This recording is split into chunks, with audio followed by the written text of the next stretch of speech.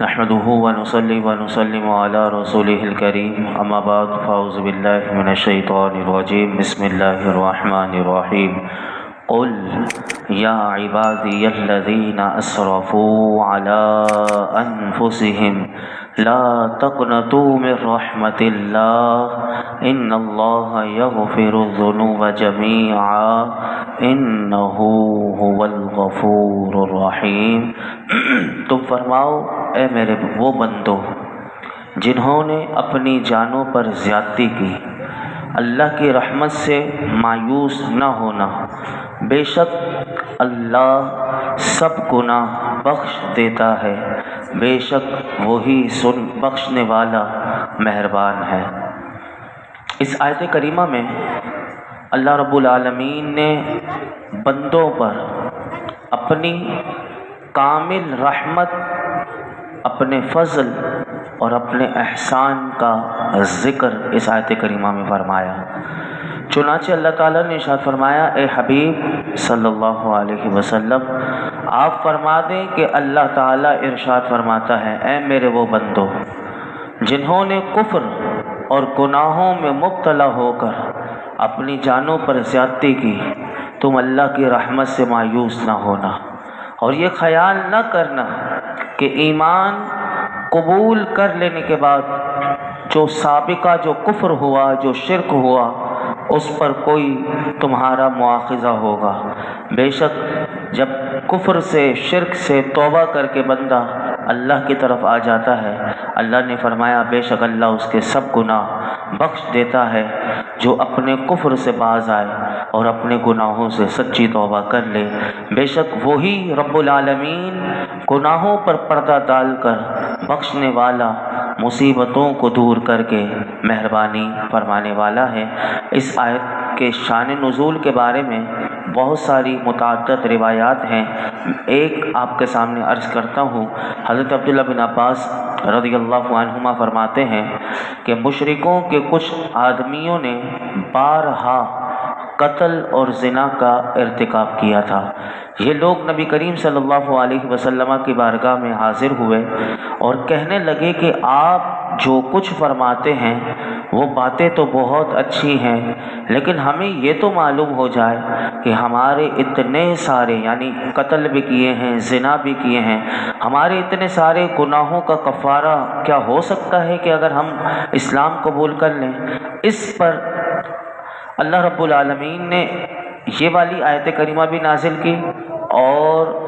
پیچھے آپ نے سنا تھا سورہ فرقان، جو اس کے شان نزول میں یہ آیت کریمہ بھی آتی ہے کہ والذین لا یدعون مع اللہ الہا آخر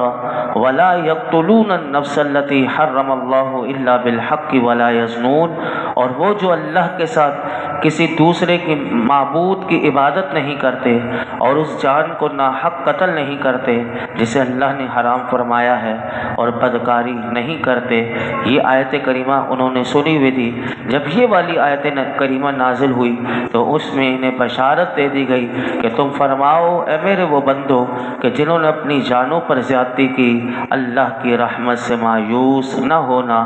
اس آیت کریمہ سے یہ معلوم ہوا کہ بندے سے اگرچہ بے شمار گناہ صادر ہوئے ہوں، لیکن اسے اللہ کی رحمت اور مغفرت سے کبھی مایوس نہیں ہونا چاہیے، کیونکہ اللہ کی رحمت جو ہے وہ بے انتہا وسیع ہے، اور اس کی بارگاہ میں توبہ کی قبولیت کا جو دروازہ ہے یہ تب تک کھلا ہوا ہے کہ جب تک بندہ اپنی موت کے وقت جو غرغرہ ہوتا ہے اس کی حالت کو نہیں پہنچ جاتا، جب روح نکل رہی ہوتی ہے وہ جو حالت ہوتی ہے غرغرے کی، فرمایا اس سے پہلے اگر جو توبہ کر لے تو اللہ اس کی توبہ کو قبول فرماتا ہے، اور اس وقت سے پہلے جب بھی بندہ اللہ کی بارگاہ میں اپنے گناہوں سے سچی توبہ کر لے گا تو وہ اللہ رب العالمین کو اپنے فضل و رحمت سے اس کی توبہ قبول کرتے ہوئے رب العالمین اس کے سارے گناہ معاف کر دے گا۔ اللہ کی رحمت اور مغفرت کی تو کیا بات ہے، میں حدیث پاک آپ کو ترمذی شریف کی سناتا ہوں۔ دیکھیے میرے رب کی رحمت اور مغفرت کیسا بہانہ ڈھونڈتی ہے، اور کیسے وہ اپنے بندوں پر کریم ہے، کیسے وہ رحیم ہے، کیسے وہ رحمان ہے، کیسے وہ مہربانی کرتا ہے۔ سنیے حدیث پاک، اللہ اکبر، سبحان اللہ۔ حضرت انس بن مالک رضی اللہ تعالی عنہ سے روایت ہے کہ نبی اکرم صلی اللہ علیہ وسلم نے ارشاد فرمایا، اللہ تعالی ارشاد فرماتا ہے، اے انسان، جب تک تو مجھ سے دعا کرتا اور امید رکھتا رہے گا،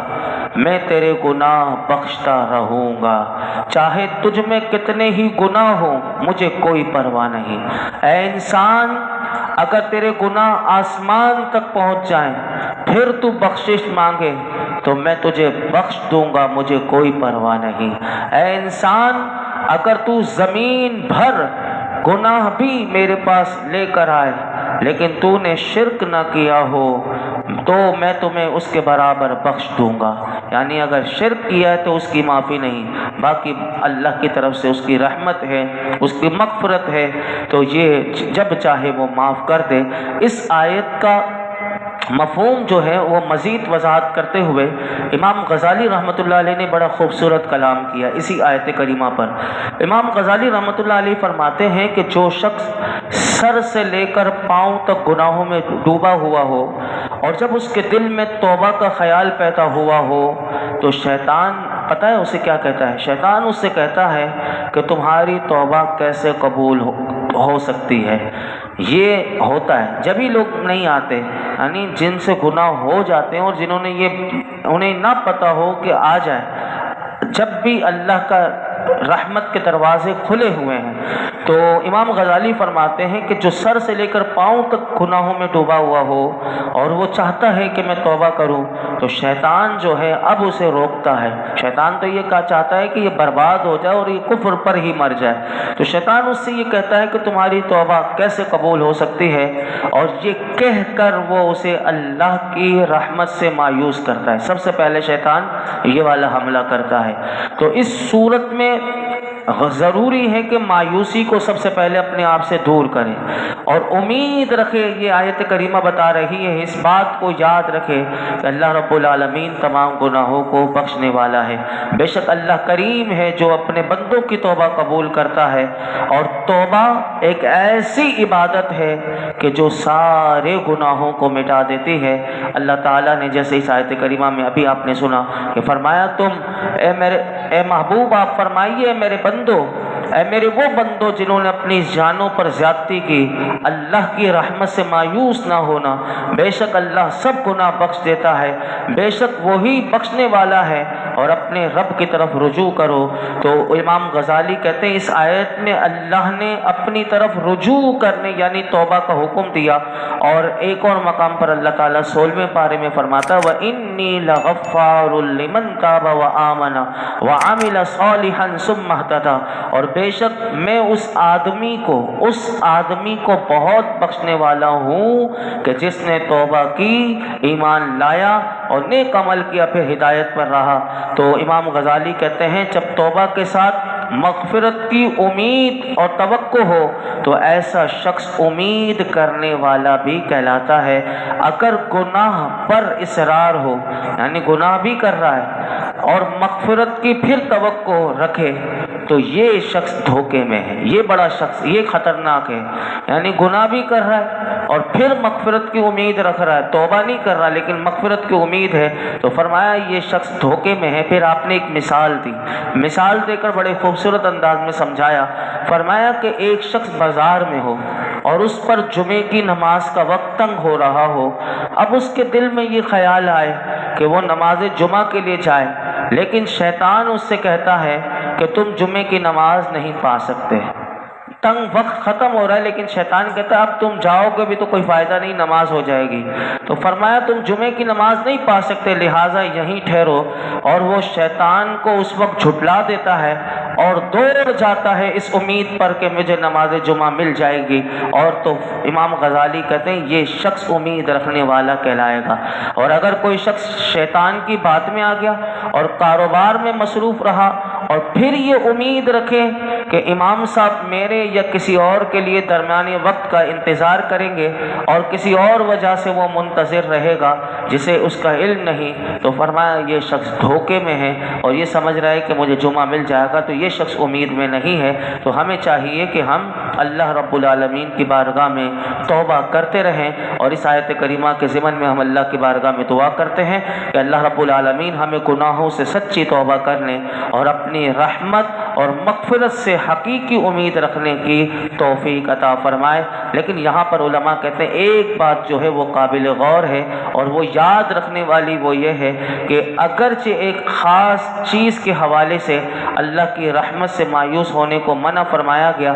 لیکن عمومی طور پر، عام طور پر ہر حوالے سے ہمیں یہ یاد رکھنا چاہیے کہ اللہ کی رحمت سے مایوس اور نا امید ہونا یہ منع ہے۔ لہٰذا ہر شخص کو چاہیے کہ وہ زندگی میں کوئی سی بھی، یہ تو گناہوں کی وجہ سے تھا، لیکن زندگی میں بھی اگر کوئی بھی مصیبتیں آ رہی ہیں، مشکلات آ رہی ہیں، دشواریاں آ رہی ہیں، تکلیفیں آ رہی ہیں، تو بھی یاد رکھے کہ وہ کبھی بھی اللہ کی رحمت سے ہرگز مایوس اور نا امید نہ ہو، کیونکہ یہ کافروں کا اور گمراہوں کا وصف ہے، اور یہ اللہ کی رحمت سے نا امید ہونا یہ کبیرہ گناہوں میں سے ہے۔ یاد رکھیے گا، یہ چھوٹا گناہ نہیں ہے، یہ کبیرہ گناہوں میں سے ہے۔ جیسے کہ آپ نے پیچھے سنا تھا حضرت یوسف علیہ السلام کے جو والد محترم ہیں، وہ اپنے بیٹوں کو جب حضرت یوسف علیہ السلام کو تلاش کرنے کے لیے بھیجتے ہیں تو آپ اپنے بیٹوں کو کیا کہتے ہیں کہ وَلَا تَيْأَسُوا مِن رَوْحِ اللَّهِ إِنَّهُ لَا يَيْأَسُ مِن رَوْحِ اللَّهِ إِلَّا الْقَوْمُ الْكَافِرُونَ۔ اللہ کی رحمت سے مایوس نہ ہو کہ بے شک اللہ کی رحمت سے کافر لوگ ہی نا امید ہوتے ہیں۔ تو ہمیں مسلمانوں کو کبھی اللہ سے نا امید نہیں ہونا چاہیے۔ اور حضرت ابراہیم علیہ السلام کو دیکھیں تو آپ نے بھی فرمایا تھا وَمَن يَقْنَطُ مِن رَحْمَتِ رَبِّهِ إِلَّا الضَّالُّونَ، اور گمراہوں کے سوا اپنے رب کی رحمت سے نا امید کون ہوتا ہے؟ جو گمراہ ہوتے ہیں وہی نا امید ہوتے ہیں۔ تو یہ بھی بات ہمیں پتہ چلی۔ اور کافر شخص کے بارے میں اللہ خود فرماتا ہے کہ لا يسأم الانسان من دعاء الخیر وان مسه الشر فیئوس قنوط، آدمی بھلائی مانگنے سے نہیں اکتاتا، اور اگر کوئی برائی پہنچے تو بہت نا امید، یعنی یہ جو ہے اس کے بارے میں فرمایا کہ آدمی بھلائی مانگنے سے نہیں اکتاتا، اور اگر کوئی برائی پہنچے تو بہت نا امید اور بڑا مایوس ہو جاتا ہے۔ اور حضرت علی شیر خدا سے جب پوچھا گیا کہ کبیرہ گناہوں میں سے سب سے بڑا گناہ کون سا ہے، تو آپ نے کیا فرمایا؟ آپ نے فرمایا اللہ کی خفیہ تدبیر سے بے خوف ہونا، یہ کبیرہ گناہوں میں سے، اور فرمایا اس کی رحمت سے مایوس اور نا امید ہونا یہ کبیرہ گناہوں میں سے۔ حضرت عبداللہ بن مسعود رضی اللہ تعالیٰ عنہ فرماتے ہیں ہلاکت دو باتوں میں ہے، ایک مایوسی میں اور ایک خود پسندی میں۔ انسان برباد خود پسندی کی وجہ سے ہوتا ہے، اور مایوس جب ہو جاتا ہے، دیکھ لیجئے یہ خودکشی کیوں کرتے ہیں، آپ دیکھ لیجئے اتنے مایوس ہو جاتے ہیں، وہ قرضہ لے کر کوئی مایوس ہو جاتا ہے، کوئی اپنی زندگی سے تنگ آ کر، ورنہ کبھی خودکشی کوئی کرتا، ورنہ کوئی اپنے بچوں کو مار دیتا،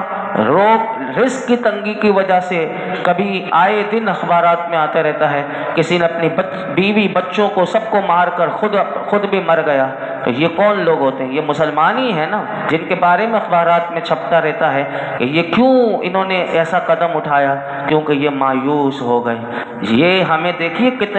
کس حوالے سے ہمیں اللہ کی رحمت سے مایوس نہیں ہونا چاہیے۔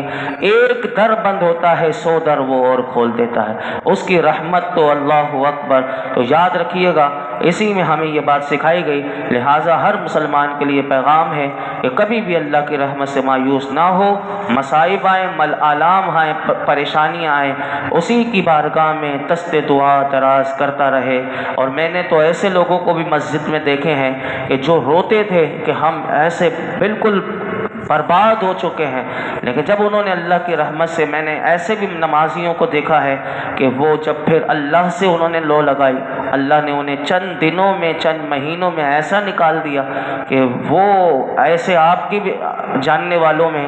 پہچاننے والوں میں ہوں گے کہ جنہیں اللہ تعالیٰ ایسے نکال دیتا ہے جیسے مکھن میں سے بال نکل جاتا ہے، پتہ بھی نہیں چلتا، ایسے مصیبتیں دور ہو جاتی ہیں۔ اللہ رب العالمین کا اس آیت کریمہ میں جو ہم نے پیغام سنا، اسے یاد رکھنے کی اللہ ہمیں توفیق عطا فرمائے۔ الحمدللہ رب العالمین،